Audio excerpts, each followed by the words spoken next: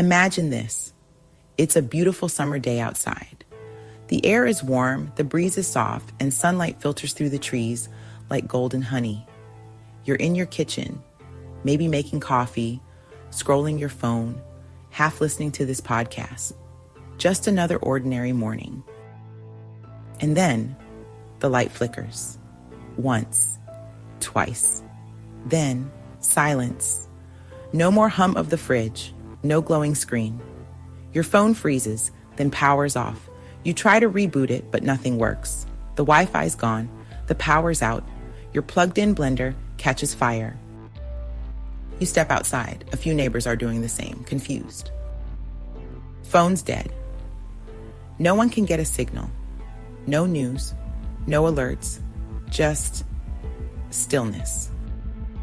You hear a few loud explosions, as if planes are falling from the sky. An hour passes, then two. Sirens are blaring in the distance. Smoke billows from the east and west. The power doesn't return. By nightfall, the entire neighborhood is black. The stars are stunning, but there's a strange chill in the air. You realize two things. One, this isn't merely a local outage. Two, you are one of the lucky ones. And by day 3, panic begins to set in. No one has service. Everyone fears no one is coming. Cars with electronic ignitions and electric vehicles won't start. Gas pumps won't work. Emergency services are overwhelmed or silent. A week later, the whispers begin. It was the sun. A massive solar flare, a G5 class geomagnetic storm, struck Earth. Satellites, GPS systems, entire grids are all gone. Fires erupted from overpowered lines and equipment. The modern world has gone dark. And the scary part, no one knows how long it will last. A month passes. Supermarkets are emptied. No running water. Banks are closed. No money. No digital records. Cities grow restless. Gas stations are ghost towns. At night, the stars burn bright, but so do the fires in the distance. You find yourself doing things you never imagined. Bartering for food, filtering rainwater, scanning the skies for solar auroras that seem too close. Society, once so fast, so loud, so connected, has become eerily quiet, primitive, surreal. You've never realized how much the digital world shielded you from your own thoughts. Now, you feel everything. And you begin to wonder, was this just a random solar flare? Or was it a reckoning? A reset? A message from the cosmos that something far older than technology is waking up?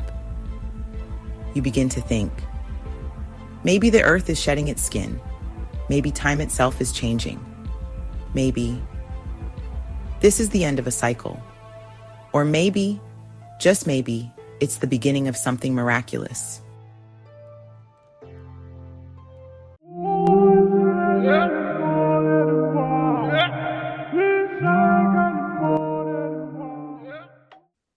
And welcome to the Celestial Medium Podcast. I'm your host, Nia, and today we journey into the heart of solar storms, magnetic pole flips, and the crumbling of the old world. From science to scripture, from solar physics to Shiva's Tandava dance, we'll explore whether these events are chaos or cosmic choreography. And most of all, we'll ask, how do you prepare, not just our homes, but our souls, for what's coming next? The sun is currently roaring with activity. Earthquakes are shaking the ground. Wars and uprisings fill the headlines. And spiritual seekers are asking, are we witnessing the end of the world or the cycle of the Kali Yuga? Today, we'll briefly explore the science behind what is happening with solar storms, the geomagnetic field, and mysterious power outages, and Mother Earth as a whole. Then we will dive into the spiritual, metaphysical, and prophetic implications of this global turbulence, as well as what Spirit has told me.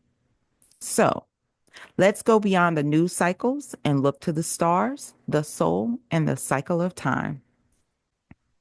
Right now, the sun is at solar maximum, its most active point in the 11-year cycle.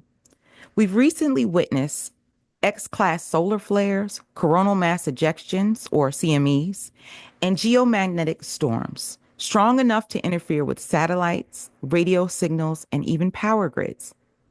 These solar events aren't just scientific anomalies, they're cosmic catalysts.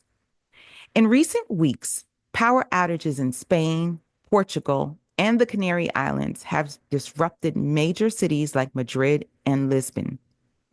While official narratives blame infrastructure failures or energy mismanagement, many observers, including geophysicists, note that these outages coincide with heightened geomagnetic activity. In Peru, unexplained disruptions affected communication systems across regions. In the EU, reports of satellite issues and grid strain have been quietly circulating. Could we be entering a new phase of solar-induced technological fragility?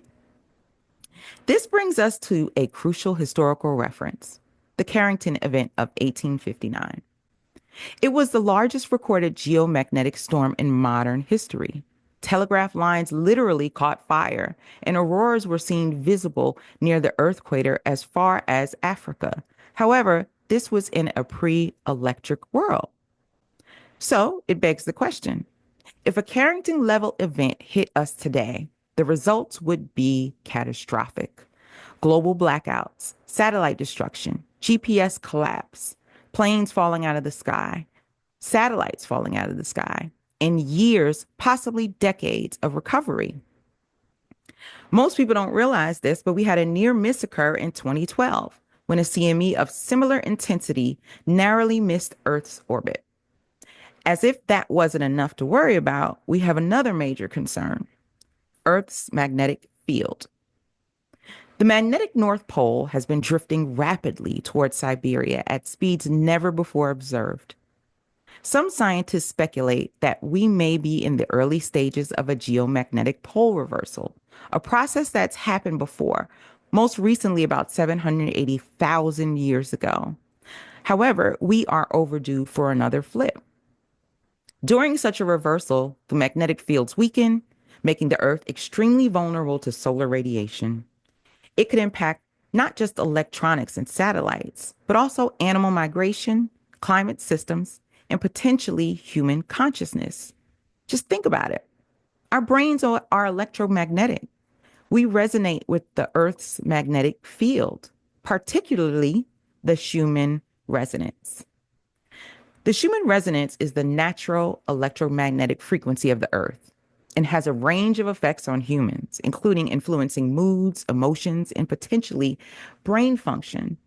It suggested that our bodies have evolved to be in sync with this frequency, and that disruption of this synchronization could lead to negative health effects and well-being.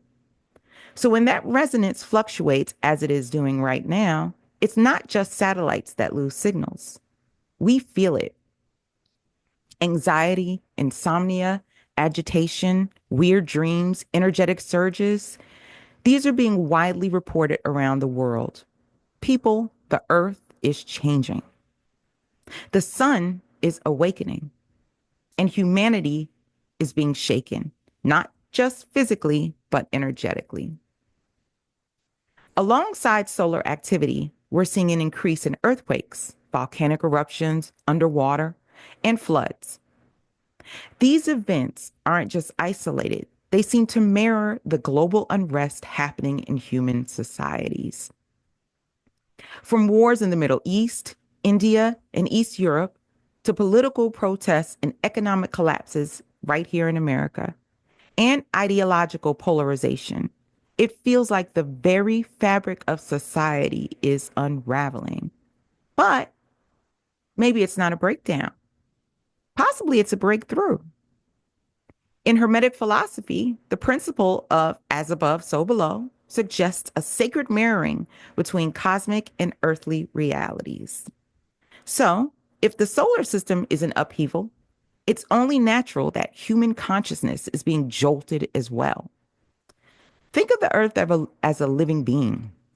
When it undergoes stress or takes on more energy than it can handle, it releases pressure, just like we do, except worse. through earthquakes, through fire, through wind, through climate change. Perhaps collectively, we're being asked to release internal pressure, as well as old paradigms, toxic systems, and false identities. Just like a fever purifies the body, these crises may be purifying the soul of the earth. This brings me to our discussion on the Kali Yuga. In the Vedic tradition, time is not linear, it's cyclical, rhythmic, and cosmic. Just as day follows night and seasons turn in a wheel, so too does the universe move through vast epochs called yugas. There are four main yugas, forming one complete cycle known as Mahayuga. We are said to be living in the time of the Kali Yuga, the age of darkness, illusion, and spiritual ignorance. It is marked by greed, division, pollution, and widespread suffering. Dharma, or cosmic law, stands on just one leg. Many ancient prophecies from India to Hopi to the Maya describe our era as a time of transition, a threshold between worlds. Some say we are in the final phase of the Kali Yuga, which is the most turbulent of all ages.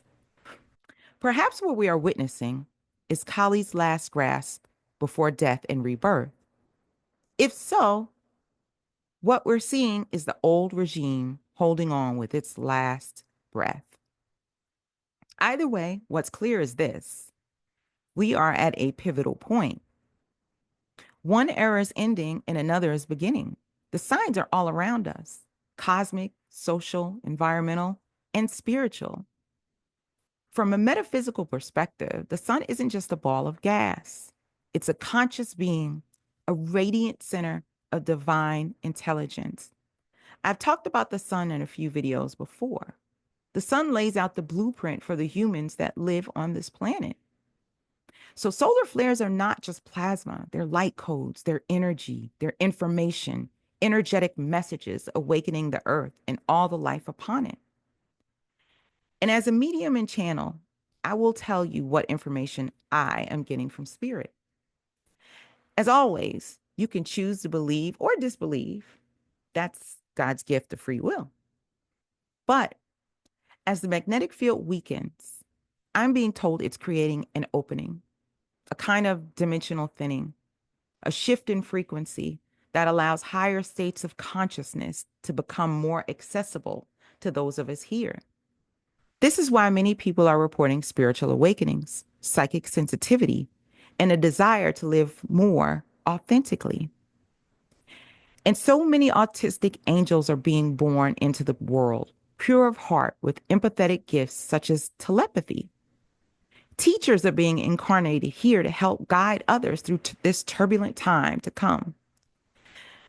And what we're being told is that by 2030, a new earth will be ushered in. But here's the paradox. Awakening is a beautiful, inglorious, horrifying mess. The old structures, societal constructs, and systems of control must fall away and be destroyed.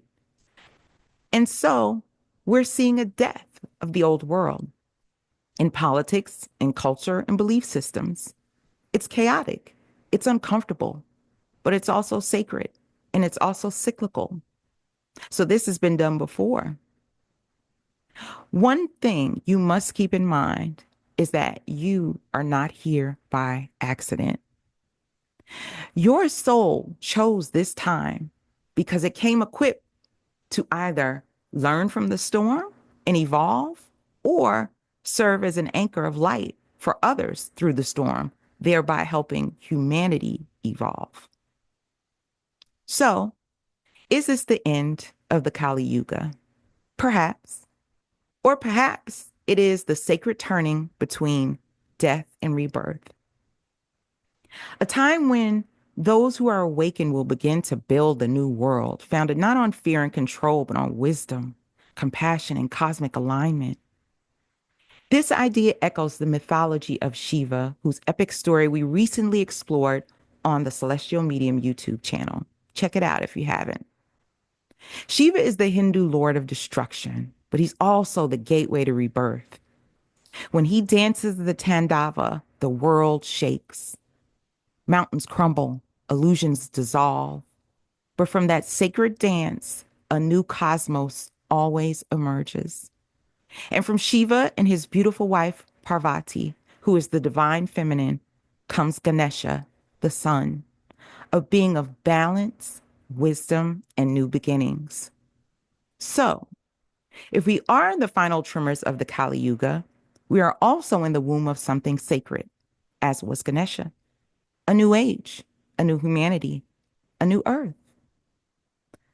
But for that birth to take hold, we must prepare. Not just physically, but spiritually. When people hear preparation, they often think of stockpiling food or building bunkers. This is something we should all be doing anyway, just so we're clear. I assure you people, the sun is unmatched in its power. So be prepared for power outages, at least 3 months worth of stockpiling. And while resilience on the physical level is important, the deeper, more essential preparation is of the soul, the part of you that will go on, whether we all perish in a great pole flip or not. So what does it mean to prepare your soul? 1, start by instituting a daily practice. Meditate, pray, breathe, connect with your divine source each and every day, especially when things feel unstable. Cleanse your inner world. Let go of what no longer serves you. Attachments, grudges, distractions. This is the season to declutter spiritually and materially. Live in your truth. Say what you mean. Do what you believe. Walk your talk, even when it's inconvenient. Stay in your heart. Love is our anchor. Compassion is our compass. Fear may roar, but love is the quiet voice that saves. Love is the way home, people. Remember that. Serve others. You're a beacon. You're a sun. As the outer systems collapse, we need inner lighthouses. Be one. I challenge you. Be one. Ancient traditions tell us that during great cosmic transitions, those anchored in spirit will not just survive, they will guide the way forward. You're here for a reason. This moment in history is not an accident. Your soul chose this time because it knew it could rise through it and draw itself closer to the source. Your soul's not small or fragile. It's ancient, it's wise and powerful, even if you don't remember. So as the sun flares and the earth shakes, be still, be awake, be aligned. And if you're worried about the end of the world, know this. The end of one world is just the beginning of another. One of my favorite dialogues from The Lord of the Rings is where Frodo says to Gandalf, "I wish it need not have happened in my time." And Gandalf looks at Frodo and he says, "So do I. And so do all who live to see such times. But that is not for them to decide. All we have to decide is what to do with the time that is given to us." And so I challenge you people, decide what to do with the time that is given, be it a day, a month, or 100 years.